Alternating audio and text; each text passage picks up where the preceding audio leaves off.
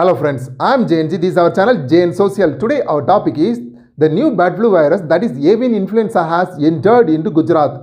Already there are number of reported cases of avian influenza in recent time in Rajasthan, Kerala, Madhya Pradesh, Himachal Pradesh and Haryana. So if there are any dead bodies of crows or migratory bats found in any states, they are immediately suspicious about the avian influenza. So they are checking those dead bodies whether it is affected by the avian influenza or not. So for that purpose they are sending to the laboratory. So return of these viruses rise to way among India.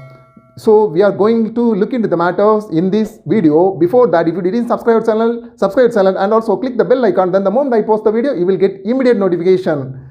When you think of avian influenza, that is bird flu virus, you may be think that these viruses are not new to India. Most often the number of cases infected by these viruses emerges in few states.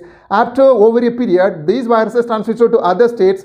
Then again, after a few months, it is spread to other states. So the emergence and suppression of these viruses used to happen among few states in India. So it is not a new occurrence or new event. So even then, the cases reported in all states, the cases are not infected by the same strain of avian influenza. There are over dozens of bird flu viruses infecting the bats. Recently, the two strains of bird flu viruses also infected the human as well. They are the H5N1 and the H7N9 strains of bird flu virus.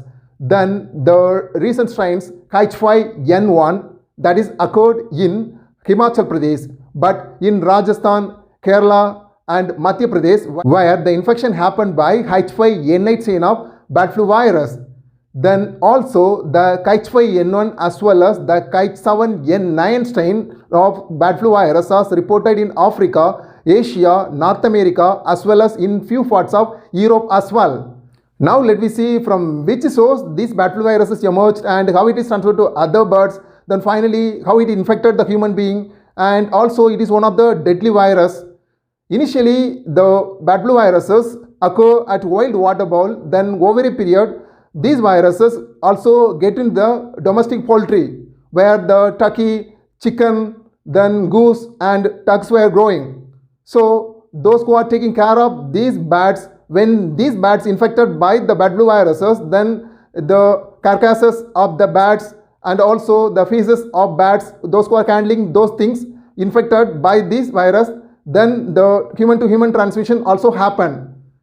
In other way, the bird flu viruses also get in the human body through the improper cooking of food which was infected by the virus, that is particularly the meat and the egg of the bird. The bird flu viruses spreading to other birds by the secretion from the infected bird's eyes, mouth and nose. Then the bird flu viruses, that is H5N1 strain, first was reported in Hong Kong in 1997. You may think that China is the country which is spreading many more viruses. Actually, in 1960, during the time, India as well as China more or less in the same position of economic development, but the poverty is little high in China because of more population compared to India. During the time, because more number of people below the poverty line, whatever they are getting, they try to eat. So that is the reason for whichever flying or running or walking in the land, they most often eat whatever the possibilities available. The list of animals, bats and insects that are eaten by the Chinese is quite lengthy. For instance, they may eat dogs, monkeys, snakes, rabbits, tortoise and mouse, then also insects. So finding the list of bats, animals or insects which are eaten by the Chinese is easier than finding the list of items they don't eat. So it is quite natural for the wild diseases also spreading to human being. Bird flu viruses die if the infected meat or egg cooked for a while. So the bird flu viruses won't affect India the way it is affecting Southeast Asian countries. For instance, Malaysia, Singapore, Thailand, Vietnam, Indonesia. The reason is that Indian used to cook well the non-veg item. So they often cook over 100 degrees Celsius for a long time. At the same time, because of globalization, Indians are also now adapting to fast food culture. So the belief may be changed over a period very soon. Okay friends, what do you think about this video? Give your opinion in the comment section. Give your thumbs up by clicking the like button and also share to your friends. Remember to subscribe our channel and also click the bell icon. Then the moment I post the video, you will get immediate notification. We shall meet again in our next discussion. Until then, take care. Love you all. Bye bye.